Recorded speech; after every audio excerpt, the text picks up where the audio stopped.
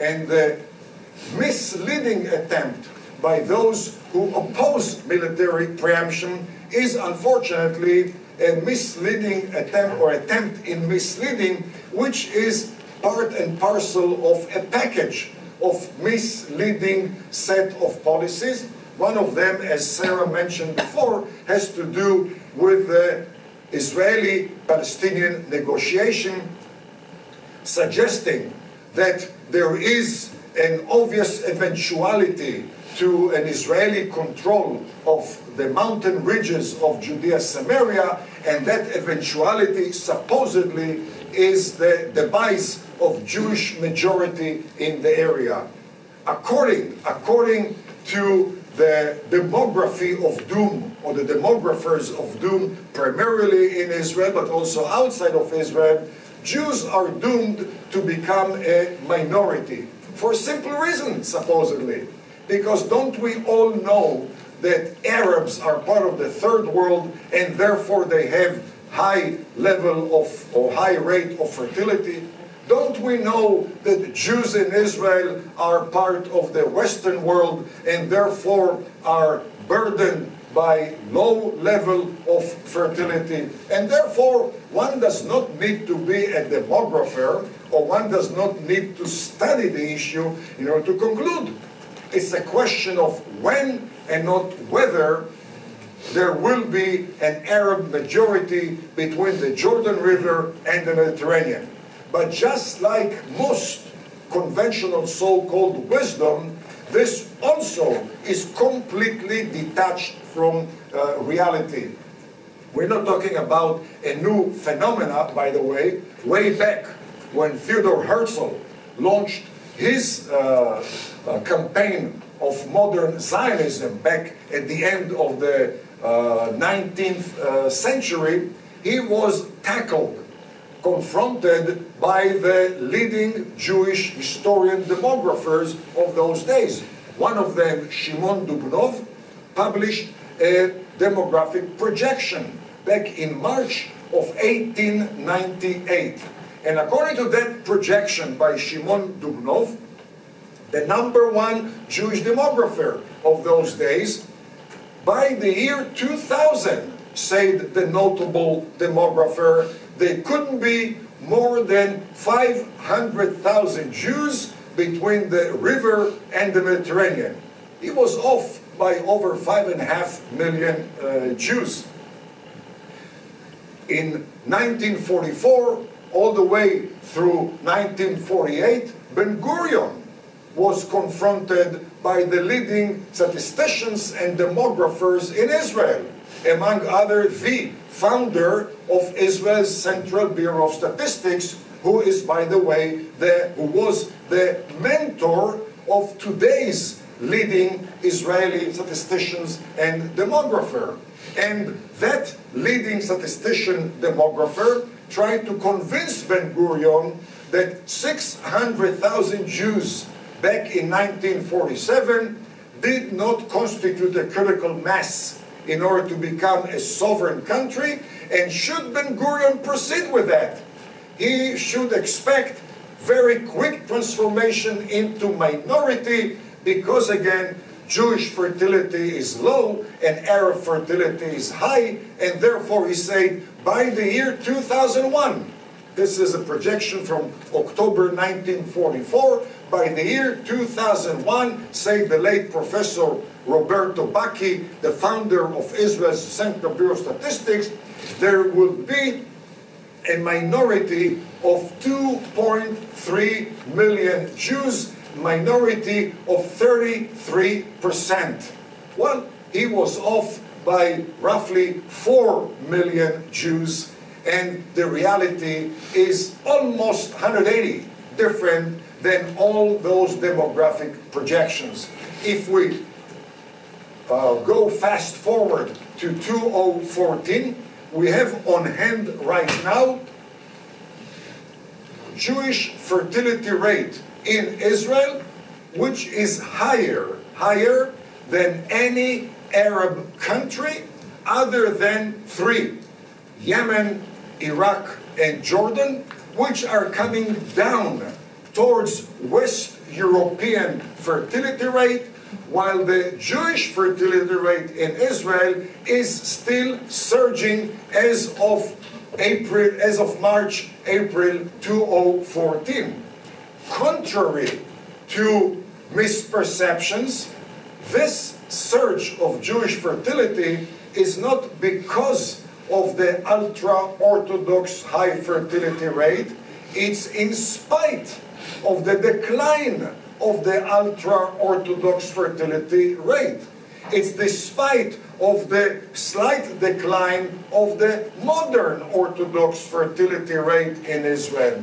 The surge of Jewish fertility rate in Israel for the first time since 1948 has to do with an explosion of secular demographic indicators.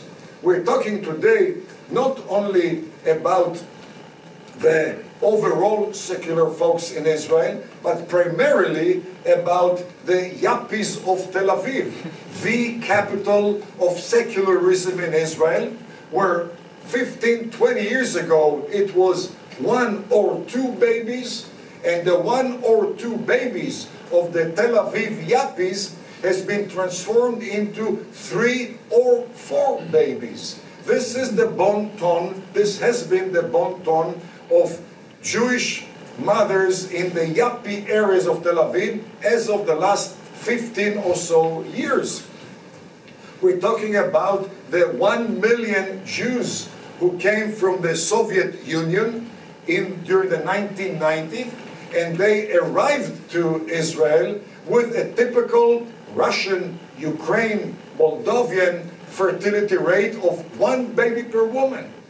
Today, the second and third generation of those who came to Israel during the 1990s from then the USSR already have in excess of 2 babies per woman and very rapidly catching up with the average of more than 3 babies, which is the average of Jewish women today in Israel. In fact, when both spouses in Israel both Jewish spouses are Israeli born, then the average number of babies is already 3.4 and trending upward, At the same time, according to the most recent CIA record of January 2014, the World Factbook, the fertility rate of Arab women in Judea and Samaria is 2.83 babies per woman and trending downward.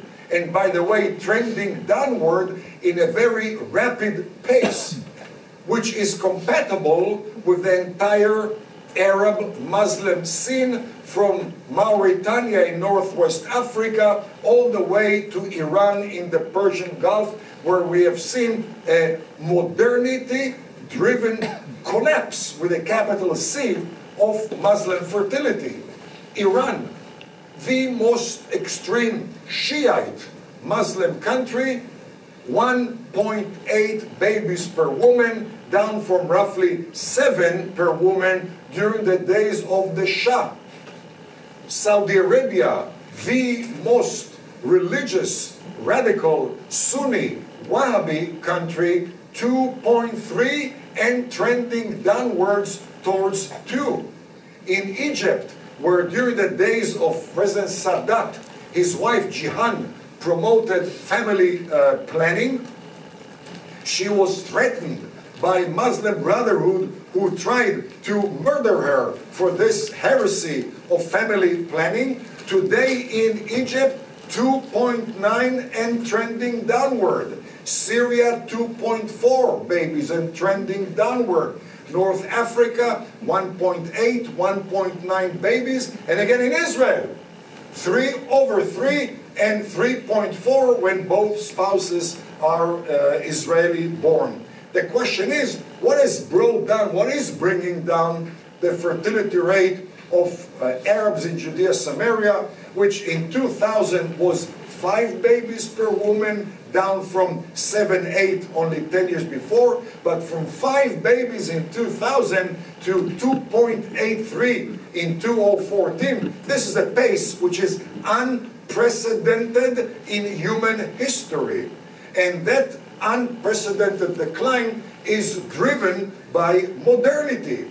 For instance, today, every single Arab girl in Judea Samaria, as it is within the pre-67 area of Israel, completes high school. And increasingly larger and larger majority among the graduate of high school enroll in community colleges and universities. As it is, by the way, in Israel, even among the Bedouin women in the Negev in the south, who enroll in Ben Gurion University, in Sapir College, through what we would call affirmative action programs designed specifically for Bedouins to upgrade their standard of living.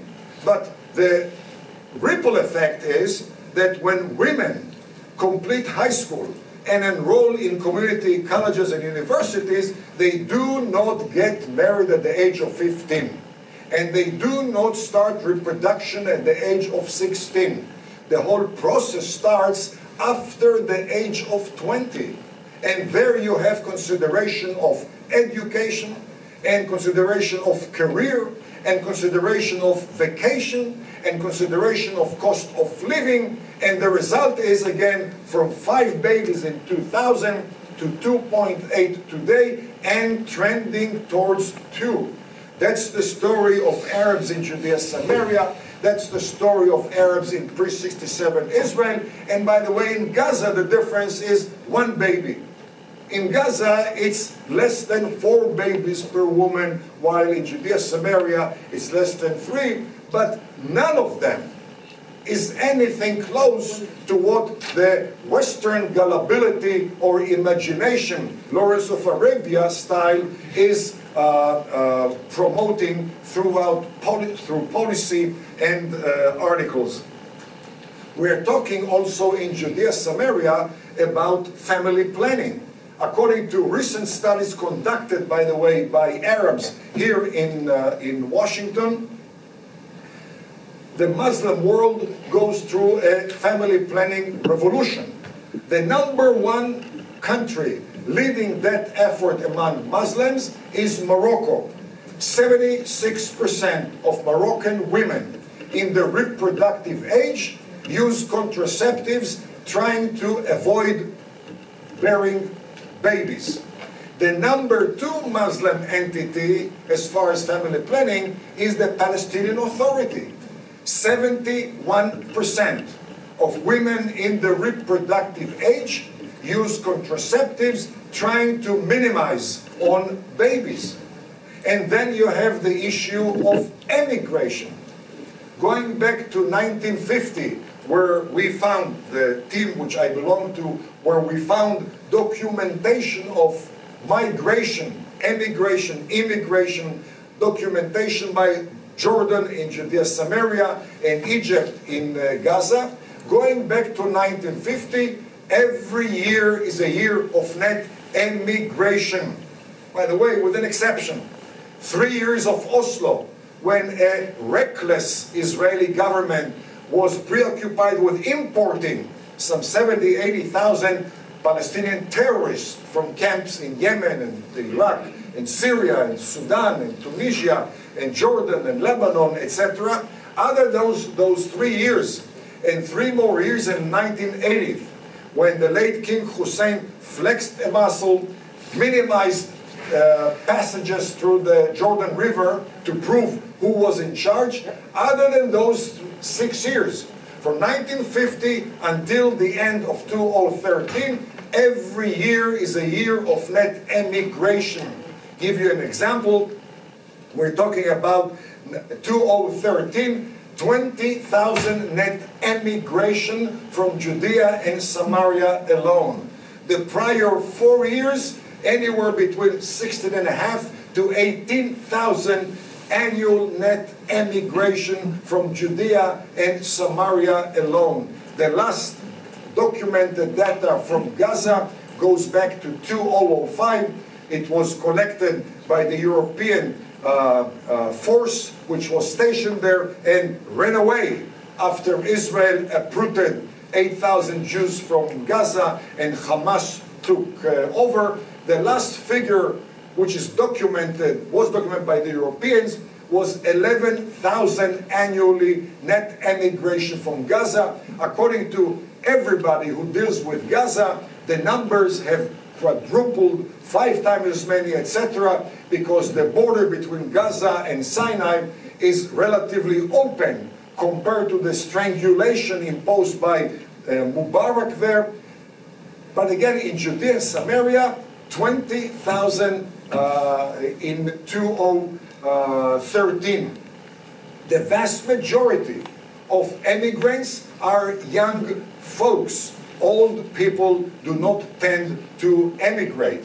Among the vast majority who are young, there is a vast majority of a male population, because men tend to emigrate much more than women, who are young women who are not allowed by their parents to take such a dramatic step. And as a result, by the year, the gap between the number of women and the number of men in Judea Samaria is widening, which takes a toll as far as fertility in Judea and Samaria. As a result, is the median wedding age is becoming very, very high, and it means that if in the past fertility or reproductive years were from 15 to 49, today the effective fertility or reproductive age is 20 plus, all the way to roughly 45,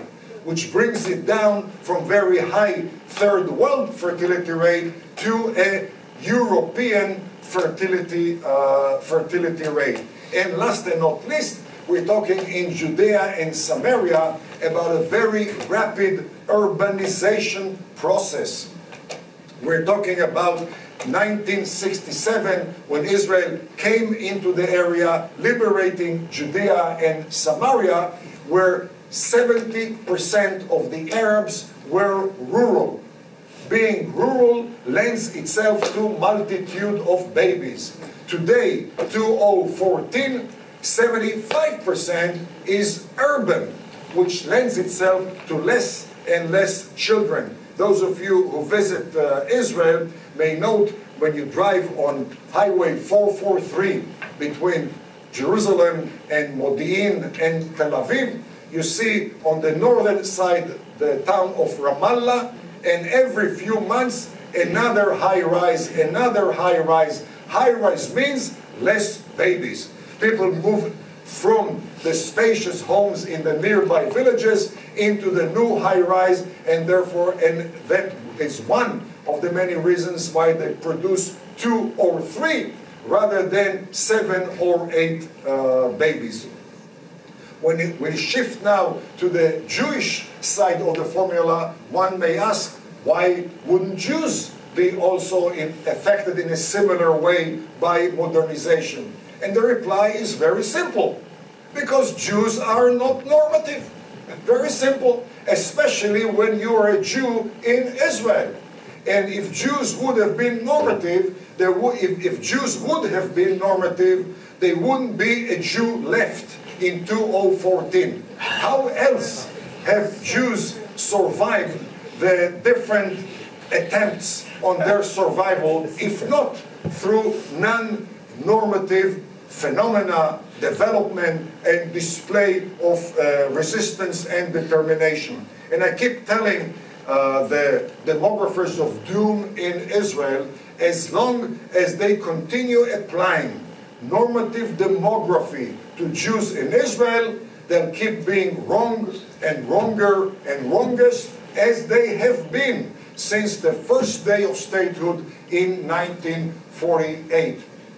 When it comes to Jews in Israel, in 1995, there were 80,000 babies, Jewish babies, born then in 1995. In 2013, there were 132,000 Jewish babies born in Israel. 65% rise. There is no such phenomena anywhere in the world during those years, not in the developed world and not in the third world. So obviously, those are the years of the huge wave of 1 million who came from the former USSR. But that was not a one-time event. Those 1 million have become part and parcel of every year, so-called inventory of new babies. And as I mentioned before, with one difference. The initial wave came with 1 baby per woman. The current byproduct of that wave is producing more than 2 and very close to catch up with the 3, which is the minimal norm of fertility rate among Jews in Israel. When one examines the non-normative aspect of Jewish demography, or basically Jewish state of mind in Israel, and I emphasize in Israel, not other places in the world, one finds out that there is a high level of compatibility between the level of fertility rate on one hand and the level of optimism, patriotism, communal responsibility, and attachment to roots. And when it comes to each one of these elements, patriotism, optimism, communal responsibility, attachment to roots, Jews in Israel are very, very high on each one of those elements, whether they are religious or secular, left or right, conservative or liberal, doves or hawks. A week ago, 2 weeks ago, we celebrated Purim. Secular and religious Jews in Israel celebrated Purim. In a few weeks, we'll celebrate Passover. On the eve of Passover, secular and religious Jews will sit around the table and retell the story of the Exodus. And for a whole week, we're going to have the Passover festival in Israel celebrated by secular and religious. We're talking about, again, Tel Aviv, the center of secularism, some say even hedonism, unfortunately, in Israel. The mayor of Tel Aviv, some of you may know him, Ron Huldai. Ron was just elected to a third term as a mayor, which attests, I believe, to his effectiveness. He is very left. He is very peacenik. He is very liberal. And when it comes to criticizing the people on the right, hawks, religious, he takes no prisoners. It's always under the belt. But it's that mayor which has promoted relentlessly a whole night study session on the eve of Shavuot, the Pentecost holiday. And when he was asked, Ron, what's going on? Are you becoming a born-again Jew? He said, absolutely not. I'm not religious. This is culture. Now, I don't care how do you define one whole night study before Pentecost. Culture, religion, it's roots. And when people are concerned about roots and they're attached to roots, they want those roots to be cultivated. And there's only one way to ensure cultivation of roots, and that's by producing more and more babies. If you don't produce babies, you're going to lose those roots because nobody will be there to water and fertilize and nourish those roots. We're talking about Israel's economy in recent years. In recent years, as people here probably know, the Israeli economy stands out as definitely, if not the leading economy of the OECD countries, definitely one of the top 3 economies of the OECD countries. We do have our share of problems, but in relative terms, if you look at all the indicators, the GDP, the national debt ratio to GDP, the foreign exchange reserve, the level of inflation, the level of unemployment, the level of exports, the level of our interest rate, the strength of the local currency, the level of taxes, the ratio of personal and business expenditure to GDP, etc., we stand out as if not the most fiscally responsible economy, definitely one of the most. And obviously, a major reason for that phenomena of 2013, $12 billion overseas investment in Israel has to do with the surge of the Israeli high-tech. And the vast majority of the high-tech folks happen to be secular folks. And in addition of being patriot and optimist and attached to roots and communal responsibility, now there is also the capability. And therefore you see among the high-tech, secular, liberal, cosmopolitan folks, more and more children. Many of them come to the US to conclude joint ventures, initiate new business arrangements.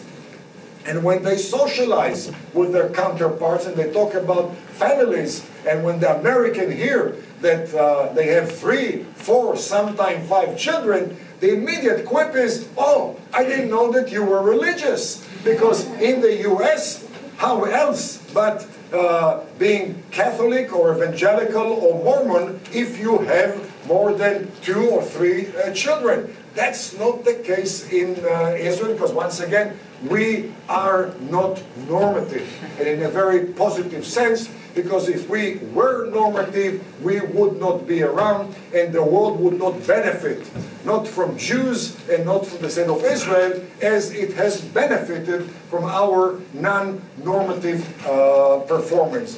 When it comes to Palestinian numbers, as Sarah mentioned, there's been very problematic aspects there.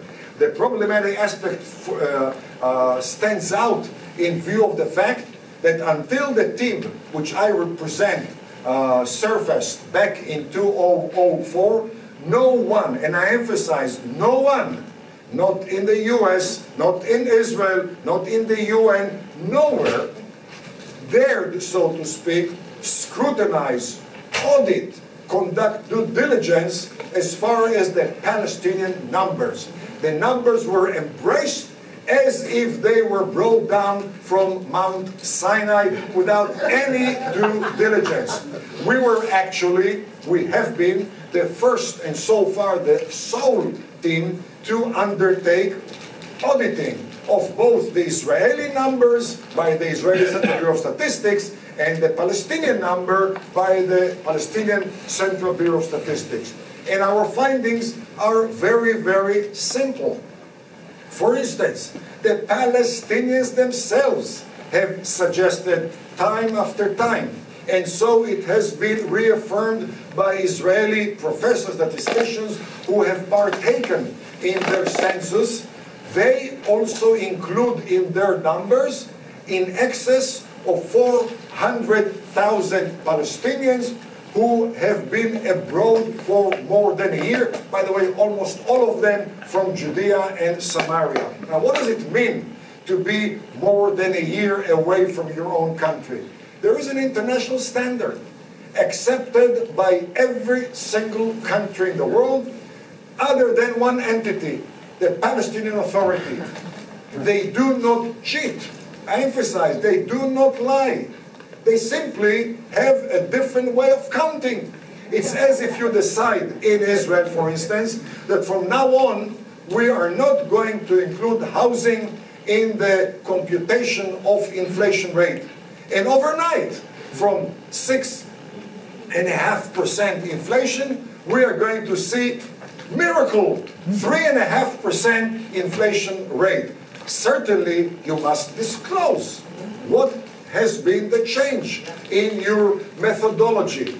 The Palestinians, to their credit, did not lie, have not lied. And in fact, We know about that because we went through their press releases of the Palestinian Central Bureau of Statistics, and that's when we found out. After the first census, which was conducted in 1997, June 1997, we found out that the head of the Central Bureau of Statistics in Ramallah then, a chap named Hassan Abu Libde, who today is a title of Minister in Commerce and Industry, he said in a press conference that they included then in 97 325,000 people who were abroad for over a year. Now, why is there an international standard precluding such a practice? Because according to international standards, Bureau of Statistics do not count only citizens. Bureau of Statistics also count residents. And if you are a professor from the Hebrew U and you go to Yale, and a year and a day goes by, on that day you're added to the count of the state of Connecticut. To avoid a double count, the rule is you are deleted from the count of your mother country. You go back to the mother country and then you will be re-added. By the way, it has no impact on citizenship, on social security, on any rights of the individual. It only precludes a double count. Israel, by the way, is very strict about it. And when you're back as a professor, as a student, as a consultant, as an advisor, as a traveler, or as an immigrant expatriate, you come back, it takes 90 days to be in Israel in order to demonstrate an intent that you are indeed back in the country, and only then you are re-added after you were subtracted during your initial stage of being abroad. Today, those 325,000 have become in excess of 400,000 because that number, by definition, grows. It grows because they do breed babies. They do produce babies, and the number grows constantly. We also found out that the Arabs in Jerusalem, in East Jerusalem, or in the area beyond the Green Line, all of them bear Israeli ID cards. Around 15,000 are citizens. The vast majority were offered citizenship after '67, but they refused due to pressure by the PLO and other Arab elements, and they remain permanent residents, but not citizens, in any case, bearing Israeli ID cards. Since they bear Israeli ID cards, therefore the Israeli Central Bureau of Statistics include them in the count of Israelis as a whole. However, the Palestinians said, hell no, those are West Bankers, and they include them in the count of Arabs in Judea and Samaria. And as a result, 300,000 Arabs who reside in Jerusalem beyond the Green Line are doubly counted. And for any international agency or any researcher to find out how many Arabs are there between the river and the Mediterranean, the obvious way to do that, you call the Israeli Bureau of Statistics, how many Arabs in Israel? And they tell you X number of Arabs, and you call the Palestinians. How many Arabs in the West Bank and Gaza? And they tell you why. You say, well, it's very easy. Between the river and the Mediterranean, there is X plus Y Arabs, and in most cases, you fail to notice that this includes a double count of 300,000. You have then the case of Arabs, mostly from Judea and Samaria, who married Israeli Arabs. Until November 2003, there was an Israeli statute, an amazing statute, which literally provided almost automatic citizenship to any Arab marrying an Israeli Arab. This stopped in November 2003 through reversal or change of that statue, but between the initial Palestinian census of 1997 until November 2003, 105,000 Arabs, mostly from Judea and Samaria, married Israeli Arabs, and on the coattail of their marriage, they became also Israelis. But they did not tear up their Palestinian documentation, and therefore, just like Jerusalem Arabs, so have they been doubly counted. And then there are many other, or few other such discrepancies which we identified. The bottom line is, when it comes to Judea and Samaria Arabs, the actual number as of December 31st, 2013 is 1.7, or I should say almost 1.7 million Arabs, and not 2.7 as the official Palestinian numbers suggest. And again, not because they lie. They do not lie. They simply count differently, unbeknown to American and other policy makers. When it comes to the actual ratio of Jews versus Arabs in the area west of the Jordan River, we have today 6.5 million Jews in Israel. And when I say 6.5 million Jews, I refer to 6.5 million strategic Jews, not rabbinical Jews. Because according to the rabbinate, some 300,000 who came from the former USSR, product of mixed families, Jewish, non-Jewish families, who came to Israel as Jews by the law of return, have not been recognized by the rabbinate as Jews in accordance with the halacha, with the Torah. Now, this is not a strategic matter. This is not a demographic matter. This is an issue of divinity. And unfortunately, sadly, American policymakers, many Israeli policymakers have transformed it into a strategic issue, and therefore they document 6.2 million Jews and 300,000 other people. What do you mean other people? Martians, Australians, New Zealanders. What do you mean other people? By the way, the term other is also very ugly.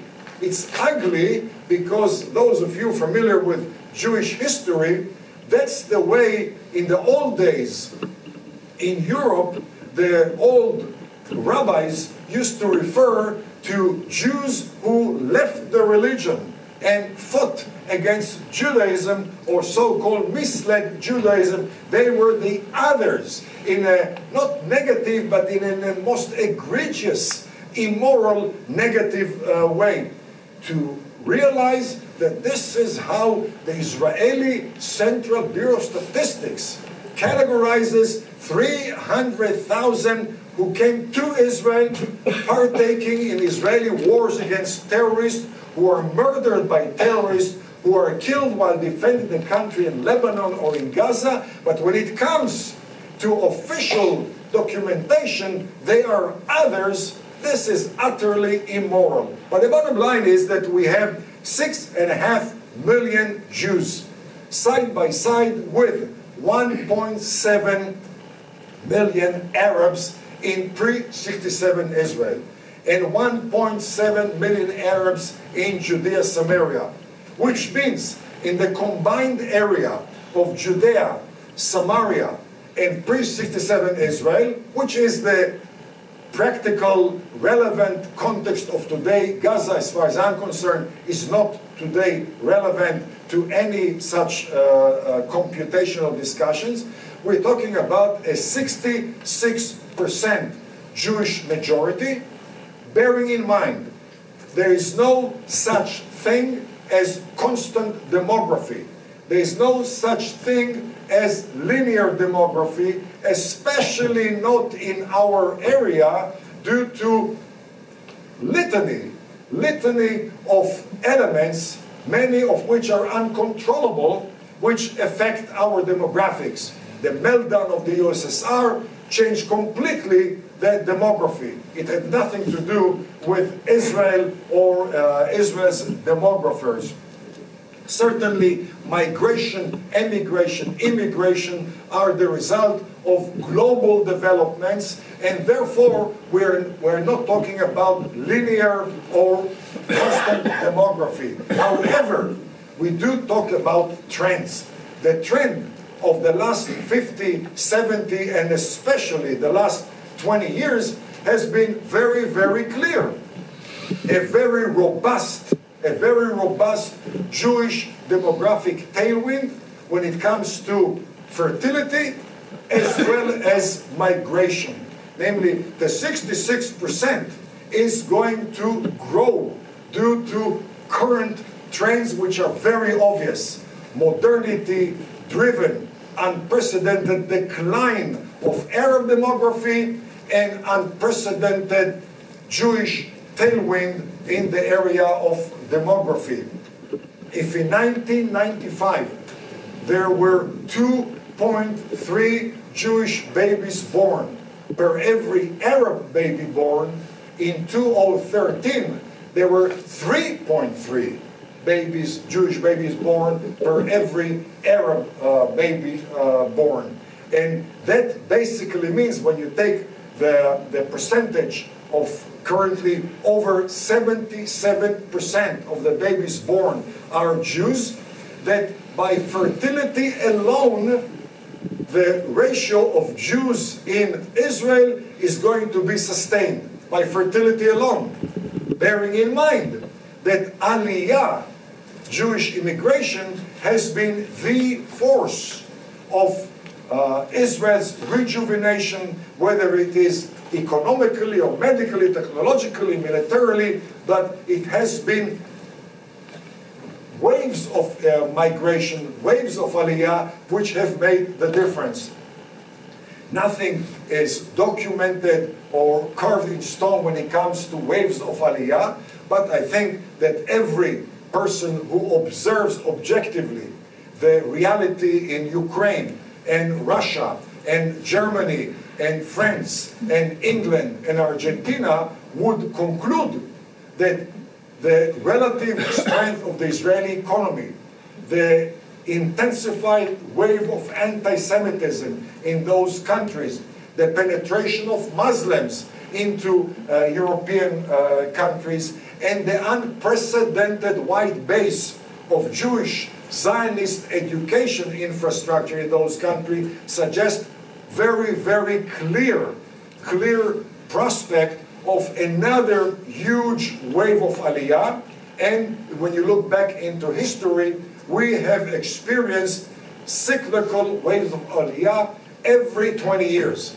During the 1930s, there was a major wave of Aliyah to then pre-statehood land of Israel.